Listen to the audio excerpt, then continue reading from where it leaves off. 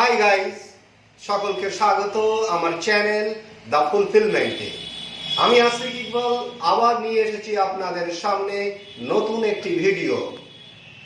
আমরা এর আগে একটি ভিডিও দেখেছিলাম how to teach English grammar coherently আর how to learn English grammar coherently. কিভাবে ধাপে ধাপে আমরা ইংরাজি গ্রামার শিখব। ইংরাজি গ্রামার শিখতে গেলে প্রথমে কোন জিনিসটা শিখবো, তারপরে কোন জিনিসটা শিখবো, এটার উপরে এর আগে একটি ভিডিও করেছিলাম, সেটা ফেজ 1-এ, how to teach English grammar coherently আর how to learn English grammar coherently. আজকে জানবো how to teach English grammar coherently second phase. তাহলে আমরা দেরি না করে ভিডিওটি ফুল দেখবো, ডোন্ট স্কিপ দ্য ভিডিও। আর সকল দর্শককে অনুরোধ, যারা প্রথম এসেছেন please subscribe my channel the fulfilment.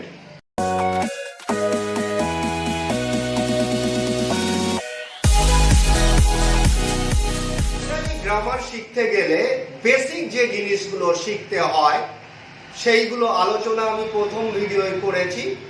তারপরের যে অংশটুকু না শিখলে আমাদের যে primary idea about English language আমাদের হয়ে ওঠে না, আজকে সেই অংশগুলি আলোচনা করব। আশা করি প্রিয় ছাত্রছাত্রী দর্শকরা আজকের ভিডিও দেখার পরে উপকৃত হবেন। তাই দেরি না করে please watch the full video, look at the whiteboard. কি লিখেছি আমি এখানে হোয়াইট বোর্ডে?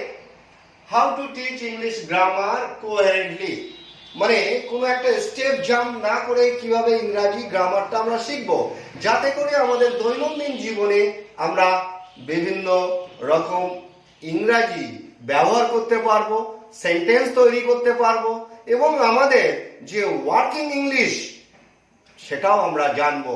তাহলে আমরা প্রথম যে ভিডিওটা ইংলিশ গ্রামার কিভাবে শেখাবো সেখানে আলোচনা করেছিলাম একেবারে লেটার, অ্যালফাবেট, সাউন্ডস থেকে আমরা সেন্টেন্স পর্যন্ত আলোচনা করেছিলাম এবং সেন্টেন্সের দুটি পার্টস, সাবজেক্ট এবং প্রেডিকেট, এবং প্রেডিকেটকে কিভাবে ভাঙতে হয় এগুলো আমরা শিখিয়েছিলাম। আজকে আমরা শিখব যে ওই অংশের পরে, মানে হোয়াট ইজ সেন্টেন্স জানার পরে আমরা যে জিনিসগুলো ইংরাজিতে শিখব সেই জিনিসগুলো এক এক করে আলোচনা করছি। প্রথমে শিখব পার্টস অফ স্পিচ।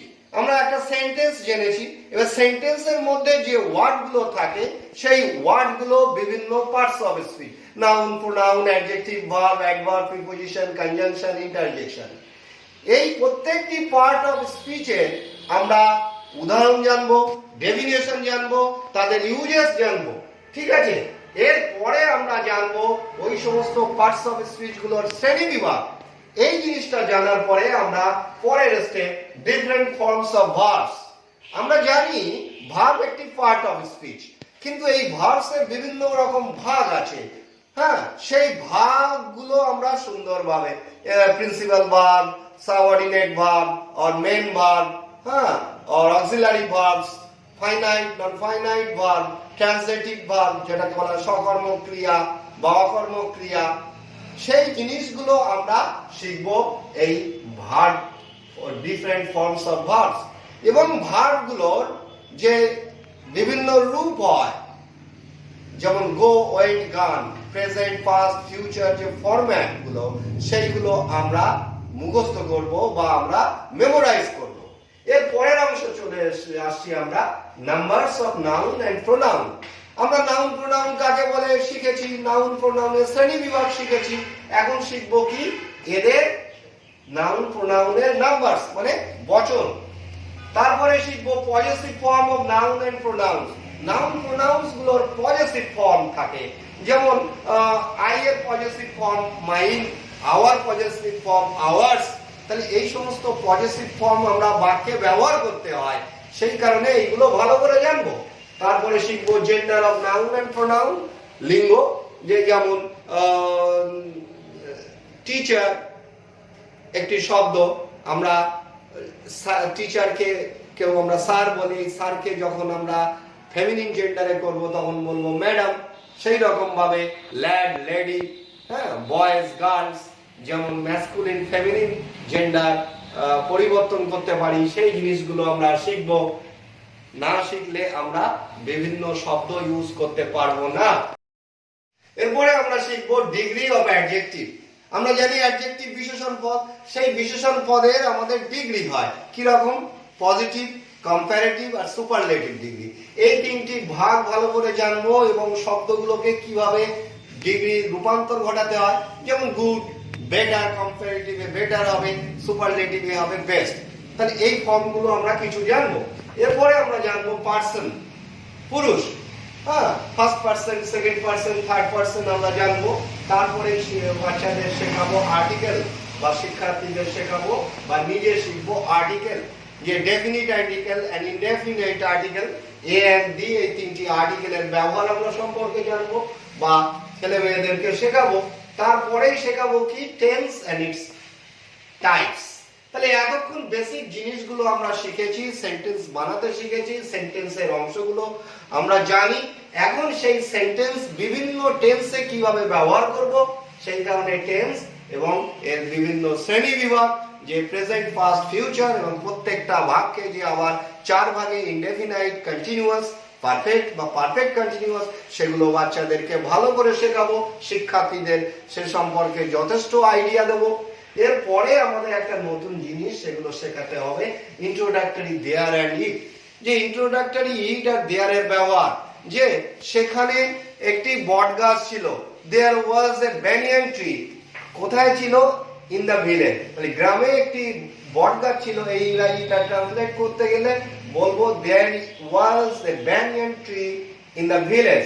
তাহলে এই দেয়ারের কোনো মানে নেই, এই দেয়ারটা শুধু সেন্টেন্স ফর্ম করতে ব্যবহৃত হচ্ছে। ঠিক এইরকম ভাবে ইটের ব্যবহারটাও আমরা শেখাবো। It was raining cats and dogs in the evening. সন্ধ্যাবেলা মুষলধারে বৃষ্টি হচ্ছিল। এখানে ইটটাও ইন্ট্রোডাক্টরি ইট। তাহলে এই ব্যবহারগুলো আমরা শেখাবো। এরপরেই আমরা শেখাবো ফ্রেজ, ক্লজ এন্ড সেন্টেন্স।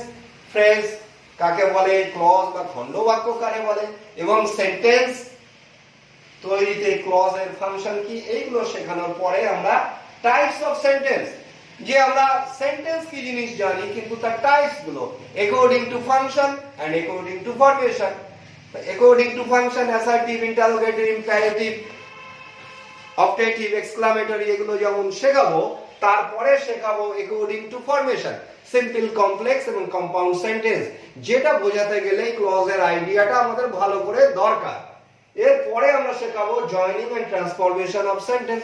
বাক্য কিভাবে যোগ করতে হয়, ছোট বাক্যগুলো যোগ করে কিভাবে বড় বাক্য করা যায়, বা সিম্পল সেন্টেন্স থেকে কমপ্লেক্স বা কমপ্লেক্স থেকে সিম্পল বা সিম্পল থেকে কম্পাউন্ড কিভাবে বানাতে পারি আমরা, সেগুলো শেখাবো।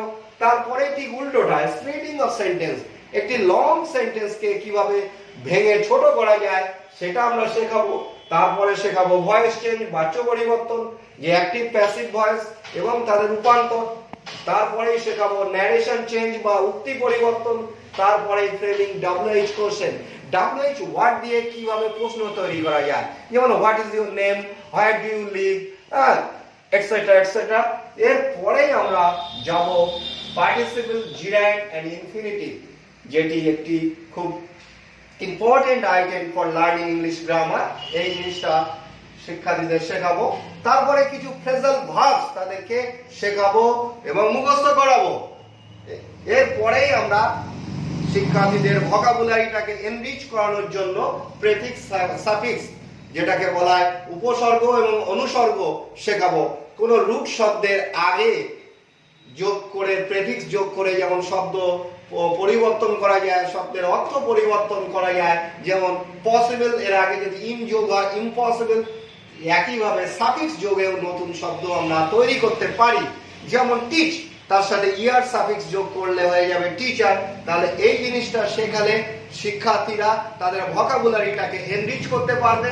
এবং একদম লাস্টে আমরা কি শেখাবো, ইউজ অফ পাংচুয়েশন মার্কস। আমরা যে সমস্ত পাংচুয়েশন মার্কস আছে, comma, full stop, note of exclamation, note of questioning আর নোট অফ ইন্টারোগেশন, তাহলে এই জিনিসগুলো আমরা ব্যবহার করা শেখাবো। কোথায় ক্লোন ইউজ করতে হয়, কোথায় কমা ইউজ করতে হয়, কোথায় সেমিক্লোন ইউজ করতে হয়, এইগুলো শিখলে তারা একটা কম্পোজিশন বা কোনো রাইটিং স্কিল করার পরে যথার্থভাবে পাংচুয়েশন মার্ক ব্যবহার করতে পারবে। আশা করি এই দুটি ফেজে যে জিনিসগুলো বোঝালাম সেই জিনিসগুলো পরপর যদি করানো যায়, শিক্ষার্থীদের ইংরাজি বেসিক গ্রামারটা তাদের ভালো জানানো যাবে এবং তারা সক্ষম হয়ে উঠবে নিজে নিজে ইংরাজি বাক্য তৈরি করতে, নিজে নিজে ইংরাজিতে কথা বলতে, এবং তাদের ওয়ার্কিং ইংলিশটা ডেভেলপড হবে। তাই my dear viewers, if you enjoy this video, if you enjoy this class, please like it, and if you have any question, please write in the comment box.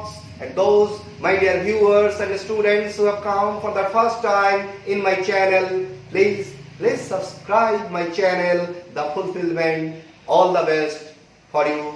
Thanks a lot.